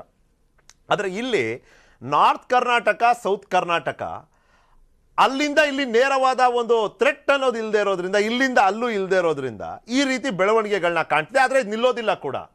ಇವತ್ತಿಗೆ ಯಾವ ಆ್ಯಂಗಲ್ನಲ್ಲಿ ಇವರು ಅಪ್ರೋಚ್ ಮಾಡಿದ್ದಾರೆ ನೋಡಿ. DK ಶಿವಕುಮಾರ್ ಆಪರೇಷನ್ ಮಾಡ್ತಿದ್ದಾರೆ, ಆಪರೇಷನ್ಗೆ ಯಾರು ಸಹಕರಿಸ್ತಾ ಇಲ್ಲ, ಸಹಕರಿಸದೇ ಇದ್ದವ್ರಿಗೆ ಬ್ಲ್ಯಾಕ್ ಮೇಲ್ ಮಾಡ್ತಿದ್ದಾರೆ. ಸ್ವಾಮಿ ಕಾರ್ಯ ಸ್ವಕಾರ್ಯ ಎರಡೂ. ಸ್ವಾಮಿ ಕಾರ್ಯ ಅಂದರೆ ಪಕ್ಷದ ಕಾರ್ಯ, ಆಪರೇಷನ್ ಉಳಿಸ್ತಿದ್ದೀನಿ ನಾನು, ತಡಿತಿದ್ದೀನಿ ನಾನು ಅಂತ. ಸ್ವಕಾರ್ಯ ಏನು ಅಂದರೆ ಸಿಡಿ ಮಾಡೋದೇ ಇವ್ರ ದಂಧೆ ಅಂತ ತೋರಿಸೋದು. ನೋಡಿ, ಪರ್ಸೆಪ್ಷನ್ ಬ್ಯಾಟ್ಲ್ ಆಗುತ್ತೆ ಇಲ್ಲ. ಯಾಕಂದ್ರೆ ಇವರು ಭ್ರಷ್ಟಾಚಾರ ಮತ್ತೊಂದು ಅಂತ ಬಂದರೆ ಎರಡೂ ಅಥವಾ ಎಲ್ಲ ಪಕ್ಷಗಳಲ್ಲಿದೆ, ಇದು ಸಾರ್ವತ್ರಿಕವಾಗಿ ಒಂದು ಸ್ವಲ್ಪ ಒಪ್ಪಿತ ಅನ್ನೋವಂಥ ಬಂದ್ಬಿಟ್ಟಿದೆ ಅನ್ನೋವಂಥ ಒಂದು ಚರ್ಚೆಗೆ ಎಲ್ಲೋ ಒಂದು ವರ್ಗ ಜನಸಾಮಾನ್ಯರಲ್ಲ ಹೌದು, ಮತದಾರಲ್ಲ ಹೌದು ಬಂದ್ಬಿಟ್ಟಿದೆ. ಆದರೆ ಈ ನೈತಿಕತೆ ಅಂತ ಬಂದಾಗ ಇನ್ನೂ ಕೂಡ ಜನರಲ್ಲಿ ಆ ಒಂದು ಪ್ರಜ್ಞೆ ಇದೆ. ಸೊ ಒಬ್ಬ ನಾಯಕ ಹೇಗಿರಬೇಕು, ಅವನ ಒಂದು ಹೋರಾಟ ಹೇಗಿರಬೇಕು, ಮುಖಾಮುಖಿ ಇಂಥವೆಲ್ಲ ಬರ್ತವೆ. ಸೊ ಈ ಹಂತದಲ್ಲಿ ಒಂದು ಸ್ಟ್ಯಾಚರ್ ಅಂತ ಏನಿದೆಯಲ್ಲ, DK ಶಿವಕುಮಾರ್ ಈಗೇನು ಅವ್ರನ್ನ ಸೆಲ್ಫ್ ಏನು ಅಸೆಸ್ಟ್ ಅಥವಾ ಸೆಲ್ಫ್ ಬಿಲ್ಡ್ ಮಾಡ್ಕೊಂಡಿರೋವಂಥ ಸ್ಟ್ಯಾಚರು, ಅದ್ರ ಮೇಲೆ ಹೊಡೆಯುವಂಥ ಒಂದು ಪ್ರಯತ್ನದ ಭಾಗವಾಗಿ ಕಾಣಿಸ್ತದೆ. ಯಾಕಂದರೆ ಅದ್ರ ಹಿಂದೆ ಹತಾಶೆ ಕೂಡ ಇದೆ. ಇಡೀ ಬೆಳಗಾವಿ ರಾಜಕಾರಣವನ್ನು ಅಥವಾ ಒಂದು ಹಂತದಲ್ಲಿ ರಾಜ್ಯ ರಾಜಕಾರಣವನ್ನೇ ಬುಡಮೇಲೆ ಮಾಡುವಂಥ ಶಕ್ತಿ ಇದ್ದ ನನ್ನನ್ನು ಇಂಥ ದೈನ್ಯಸಿ ಸ್ಥಿತಿಗೆ ತಂದುಬಿಟ್ರಲ್ಲ ಅನ್ನೋಂಥ ಒಂದು ಆಕ್ರೋಶ, ಅಸಹನೆ, ಬೇಸರ ಅದು ಇಲ್ಲಿ ರಿಫ್ಲೆಕ್ಟ್ ಆಗ್ತಾ ಇದೆ. ಇವರು ಹೇಗೆ ಆ ಇಂಟೆನ್ಸಿಟಿಯನ್ನು ಕಾಪಾಡುವಂಥ ಪ್ರಯತ್ನ ಮಾಡ್ತಾ ಇದ್ದಾರೆ ಇಂಥ ಆರೋಪಗಳ ಮೂಲಕ ಅವ್ರ ಸ್ಟ್ಯಾಚರ್ನ ಡ್ಯಾಮೇಜ್ ಮಾಡೋಕ್ಕೆ. ಇವರು ಅಷ್ಟೇ ಅದನ್ನು ignorance is the best policy ಅನ್ನೋ ಥರ ಇವರೊಬ್ಬರು ನಿಮಾನ್ಸ್ ಅಭ್ಯರ್ಥಿ ಅಂತ. ಅಂದರೆ ಇದು ಪ್ರಾಮುಖ್ಯತೆನೇ ಇಲ್ಲ.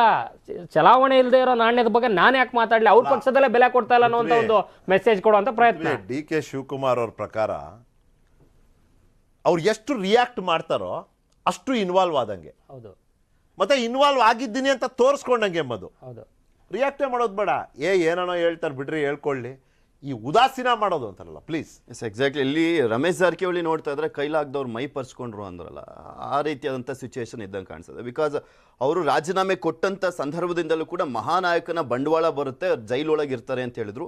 2.5 ವರ್ಷದಿಂದಲೂ ಕೂಡ ಪ್ರಯತ್ನ ಪಡ್ತಾ ಇದ್ದಾರೆ ಹೇಗಾದರೂ ಮಾಡಿ ಸಿಗಾಕ್ಸ್ಬೇಕು ಅಂತ, ಇದುವರೆಗೂ ಆಗಿಲ್ಲ. ಆಮೇಲೆ CBIಗೆ ಕೊಡಬೇಕು ಅನ್ನುವಂಥ ವಿಚಾರದ ಬಗ್ಗೆ ಒಬ್ಬರು ಅವ್ರ ಪರವಾಗಿ ನಿಂತ್ಕೊಳ್ಳಿಲ್ಲ. ಎಷ್ಟು ಓಡಾಡಿದ್ರು, ಹಿಂದೆ ಮುಂದೆ ಮುಖ್ಯಮಂತ್ರಿಗಳು ಹಿಂದೆ ಹೋದ್ರು, ಅಮಿತ್ ಶಾ ಅವ್ರನ್ನ ಭೇಟಿ ಮಾಡಿದ್ರು, ಅಲ್ಲೂ 1-3 ಸಲ ಭೇಟಿಯಾದಂಥ ಸಂದರ್ಭದಲ್ಲೂ ಏನೂ ಆಗಲಿಲ್ಲ.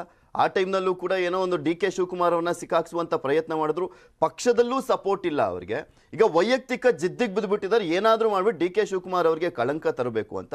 ಅದು ಯಾವುದೂ ಆಗದೇ ಇರುವಂಥದ್ದೇ ಅವ್ರಿಗೆ ಒಂಥರ ಏನು ಮಾಡಬೇಕು ಅನ್ನೋದು ಗೊತ್ತಾಗ್ತಲ್ಲ, ಏನು ಹೇಳ್ತಾ ಇದ್ದೀನಿ ಅನ್ನೋದು ಕೂಡ ಗೊತ್ತಾಗ್ತಿಲ್ಲ. ಅವ್ರು ಸಿಕ್ಕಾಕೊಂಡ್ರು, ಇನ್ನೊಬ್ಬ ಯಾರೋ ಒಬ್ಬ ಅಲ್ಲಿ ಕಳಂಕಿತ ಇದ್ದಾನೆ ಅನ್ನುವಂಥದ್ದನ್ನು ಕೂಡ ಬಿಂಬಿಸ್ತಾ ಇರುವಂಥದ್ದು ಕಾಂಗ್ರೆಸ್ ಬೇಕಿದ್ರೆ ಅದನ್ನು ಅಸ್ತ್ರ ಮಾಡ್ಕೊಳ್ಬೋದು. ಇನ್ನೊಬ್ಬ ಯಾರೋ ಇದಾನಪ್ಪ ಅಲ್ಲಿ ಈ ರೀತಿಯಾದಂಥ ಒಂದು ಕಳಂಕವನ್ನು ಹೊತ್ಕೊಂಡಂಥವನು ಅನ್ನೋದನ್ನು ಕೂಡ ಅವ್ರು ಬೇಕಿದ್ರೆ ಅಡ್ವಾಂಟೇಜ್ ತಗೊಳ್ಳೋಂಗಿದ್ರೆ ತಗೊಬೋದು. ಅಲ್ಲ, ಅಲ್ಲಿಗೆ ಇಲ್ಲಿವರೆಗೂ ರಮೇಶ್ ಜಾರಕಿಹೊಳಿ ಕಮ್ಯುನಿಟಿ ಕಾರ್ಡ್ನ ಪ್ಲೇ ಮಾಡಲಿಲ್ಲ.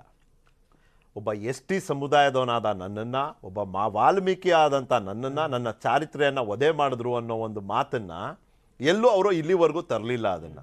ಆದರೆ ಸ್ಥಳೀಯವಾಗಿ ಪದೇ ಪದೇ ಈ ರೀತಿ ನಾನು ಇಷ್ಟು ನೋವಲ್ಲಿದ್ದೀನಿ, ನನಗೆ ಮಾಡಿದ್ದೇ ಇವರು ಅಂತ ಹೇಳೋದ್ರ ಮೂಲಕ ಅನುಕಂಪ, ಒಂದು ಲಾಜಿಕ್ ಕಾಣಿಸ್ತಿದೆ ನೋಡಿ. ಈಗ ಅದು CD ವಿಚಾರ ಬಂದಾಗ ಎಲ್ಲರೂ ಹೋಗಿ ದಡಬಡ ಅಂತ ಹೋಗಿ ಸ್ಟೇ ತಂದುಬಿಟ್ರು.